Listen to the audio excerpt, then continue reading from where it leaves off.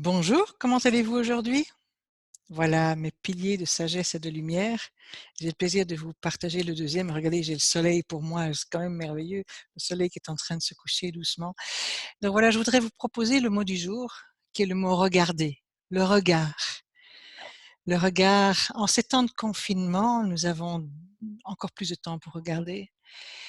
Pourquoi le regard? Parce que le regard, en fait, c'est une discussion que j'ai eue aujourd'hui.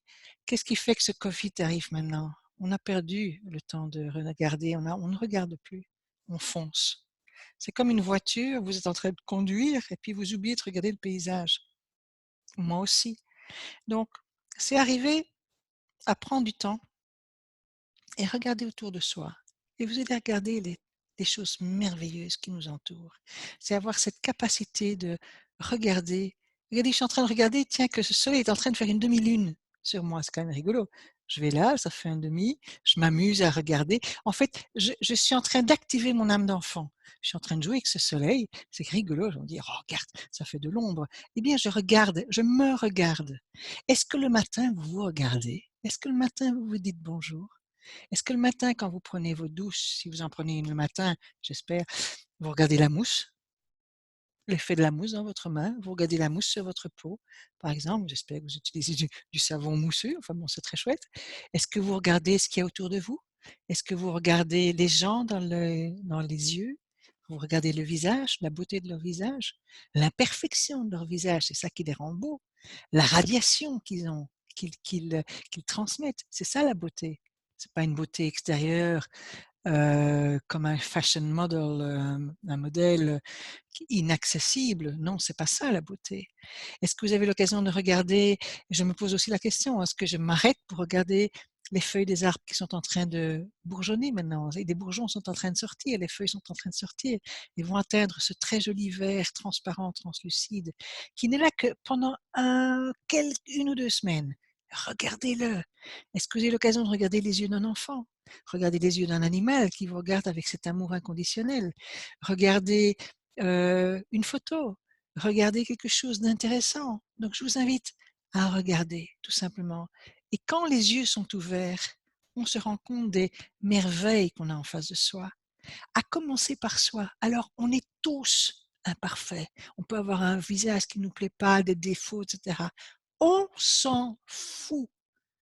Je répète, on s'en fout parce qu'on ne va pas se couper, on ne va pas se décapiter, on ne va pas couper notre corps. Il est là, il fait partie de notre histoire.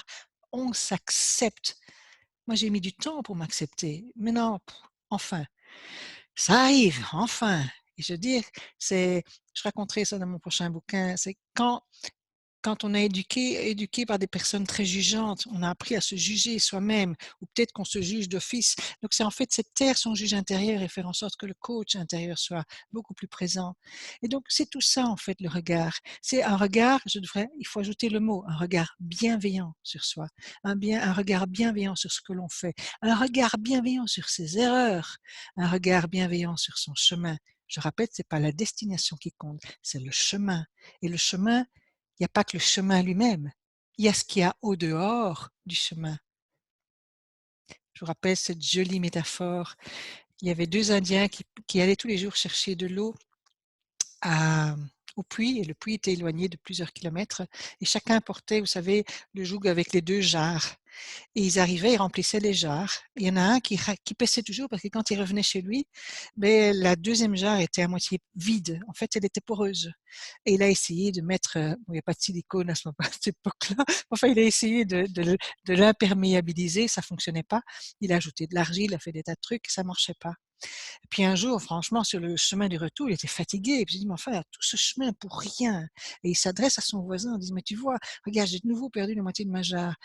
Et son voisin lui dit, écoute, son copain, est-ce que t'as pas, regarde un peu le côté droit de la route. Regarde, qu'est-ce que tu vois? Ah, ben, il y a de l'herbe, il y a des fleurs. Mais c'est ça, c'est ta jarre poreuse qui a permis que quelques gouttes d'eau chaque jour quand tu passes puissent faire pousser les fleurs, puissent faire pousser cette herbe. C'est grâce à ta jarre. Donc, aie de la gratitude pour cette jarre. Donc, aie de la gratitude pour cette imperfection. Et c'est pas la destination qui compte, je le répète.